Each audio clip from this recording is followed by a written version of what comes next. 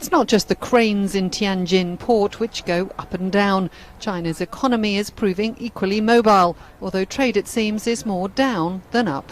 Imports fell for the 21st month in a row in July, and exports weren't much better. They've now fallen for 12 of the past 13 months. It leaves China with the biggest trade surplus since January and an economy growing at its slowest pace in a quarter of a century.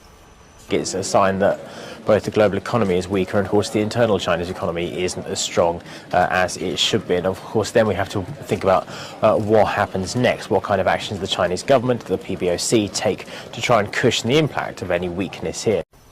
Exports to the United States, China's top market, fell 2%, slightly less than shipments to the EU. It does show there's a lot of weakness in, especially in those developed markets where Chinese exports are so crucial. So it does sort of pan out into bigger worries about Brexit, about the state of the Eurozone. Germany is the Eurozone's strongest economy, and industrial output there in June rose slightly. But it's relying on private consumption to drive growth. The German economy is still ticking along in the right direction. That partially helps to explain why we're seeing notable strength in the German stock market over the last few months. Feeds again into broader concerns about what the ECB can and will do over the next few months to try and stimulate the Eurozone economy. Stimulus is a possibility in China too, even though most analysts would prefer to see structural reforms.